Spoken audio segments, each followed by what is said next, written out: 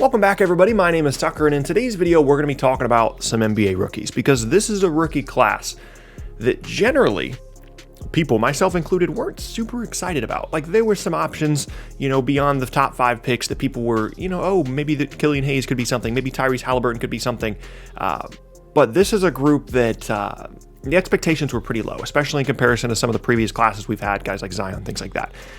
But I'm going to point out 5 rookies that I've been impressed with to this point in the season. Obviously, it's only a handful of games, and some of them, in contrast to what they were doing in the preseason, they've been really good through their first couple of games. So we're going to kind of break these guys down, talk about what they're doing well, where they can improve, and what this could have or how much of an impact this could have on their team moving forward. So first up is someone that arguably I've been most impressed with, but it's just because I haven't had a chance to really see him a ton. And that's James Wiseman of the Golden State Warriors. This guy, before the season started, hadn't played a real basketball game in over a year. Like November 2019 was the last time he played a real basketball game in Memphis. And we all kind of know what happened there. There's some eligibility issues. He decides to train for the draft, becomes the number 2 overall pick. And it kind of seemed like, just based off the people that I follow on Twitter or pay attention to the draft analysis, they weren't that excited about James Wiseman. They weren't excited about the possibility of drafting a big guy early in this draft because of some of the other guard prospects, whether it be Anthony Edwards and LaMelo Ball.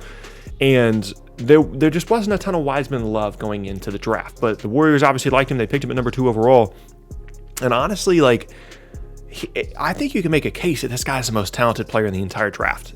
There is some perimeter skill, some surprising perimeter skill here. He's not going to be initiating the offense or anything, but in transition, he's got a bit of a handle. He can go coast to coast and maybe finish.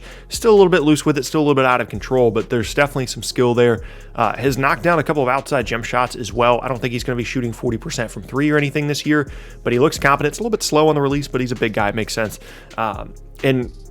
Especially on a Warriors team that looks like it's going to struggle a significant amount at certain times this year to score and to defend, there's a realistic possibility that James Wiseman is the second best player on this roster behind Steph Curry. If Kelly Oubre and Andrew Wiggins continue to struggle and Draymond Green misses a significant amount of games, that could easily be the case for Wiseman. Now, you still need to kind of see some improvement from him defensively, not in terms of rim protection or athleticism. He certainly has that, but just being in the right spots, being a little bit more aware.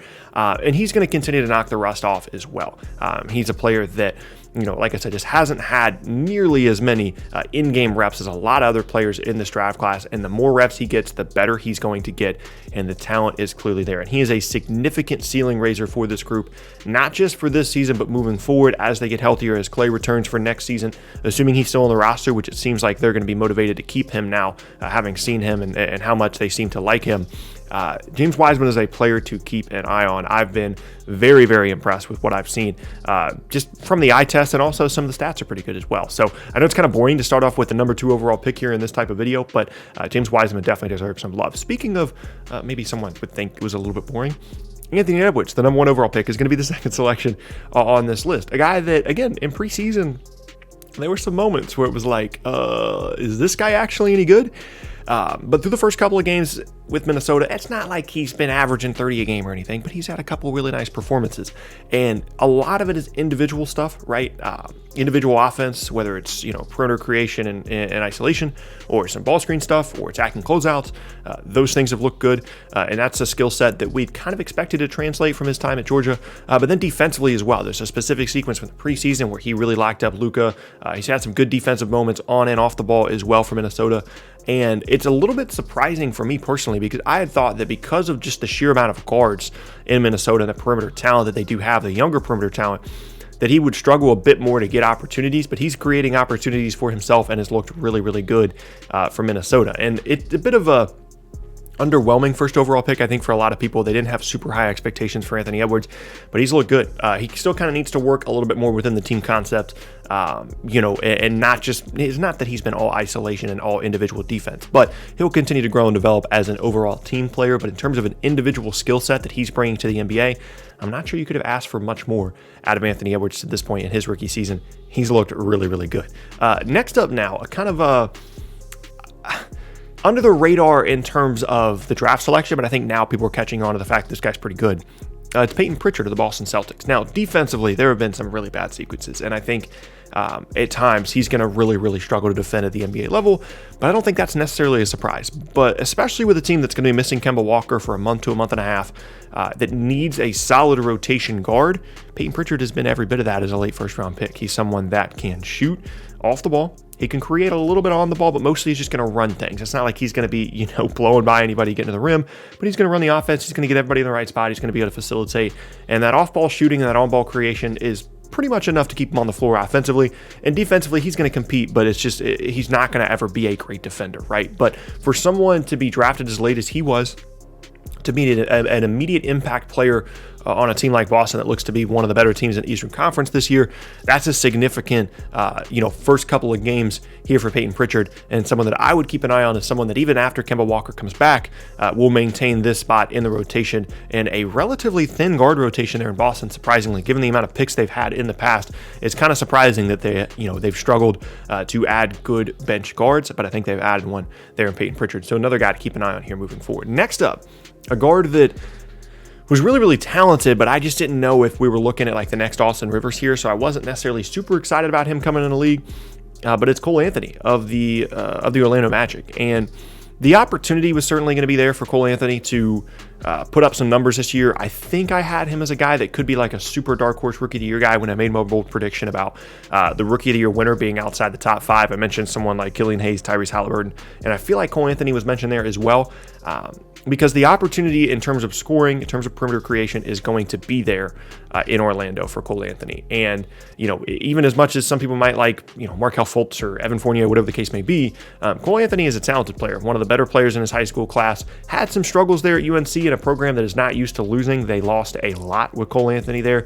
Had some injury issues, whatever. But coming in as like a mid-first round pick, he has done a pretty nice job. Now, the efficiency stuff is going to be on and off for all these rookies, right? But just from the eye test standpoint, it's clear that there is plenty of skill that Cole Anthony is bringing to the table, and that he is a talented player, that he can score and that he can create. Defensively, it's not going to be great, and he doesn't have like a true position at this point. Like, I don't think he's like a true 1 or really a 2 because he doesn't have great size. But it's the modern NBA. As long as you can go out there, you can score, you can create, you can shoot, you're going to have, some minutes on the floor. And I think Cole Anthony is going to be a case of that here moving forward this year, as well as throughout his career in Orlando, at least just based off the first few games. Now, he could drop off a cliff and be like really awful defensively, and turnovers could be an issue, and efficiency could be a problem.